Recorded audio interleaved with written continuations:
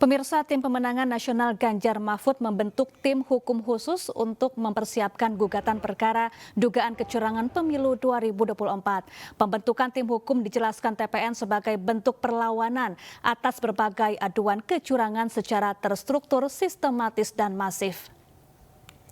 Ya, dalam rapat Tim Pemenangan Nasional turut hadir Mahfud MD. Selain itu, Wakil Ketua TPN Ganjar Mahfud menerangkan pembentukan tim khusus merupakan upaya mengusut dugaan kecurangan yang dinilai brutal.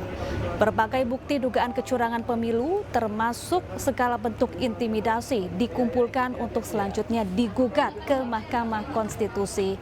TPN Ganjar Mahfud menegaskan kecurangan pemilu adalah kejahatan di luar akal sehat dan tidak bisa ditoleransi. Rencananya tim khusus akan diketuai oleh Todung Mulya Lubis yang saat ini menjabat sebagai Deputi Hukum TPN Ganjar Mahfud.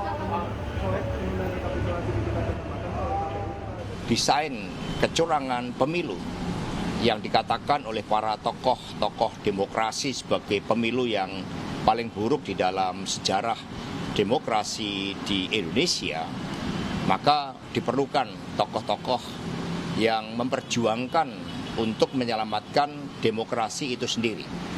Sehingga dengan arahan para ketua umum partai dan juga dipimpin langsung oleh Pak Ganjar dan Prof Mahfud, maka tim khusus ini leading sektornya itu adalah tim hukum yang di bawah koordinasi Pak Todung Mulya Lubis dan Pak Henry Yoso.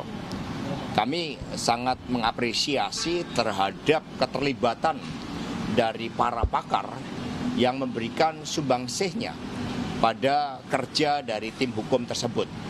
Sehingga seluruh proses litigasi ke Mahkamah Konstitusi dipersiapkan dan banyak pakar yang bergabung, termasuk ada yang mampu mengukur voting behaviors dari aspek keterlibatan kekuasaan yang kemudian mencederai proses demokrasi itu sendiri.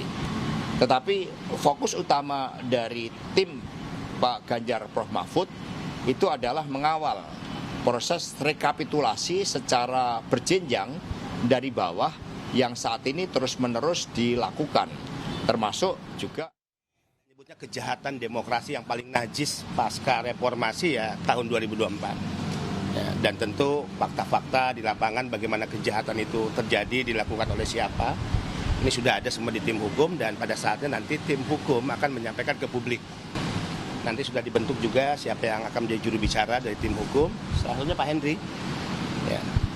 Nah, perlawanan ini kita akan lakukan tidak hanya hukum tapi juga politik, ya.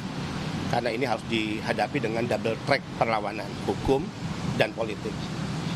Nah, ini kejahatan demokrasi yang tidak bisa ditolerir ya, dari sudut pandang apapun, oleh siapapun. Ini kejahatan yang tidak bisa diterima oleh akal sehat, tapi fakta-fakta hukum yang kita miliki itu menjadi modal bagi basis perlawanan tim Ganjar.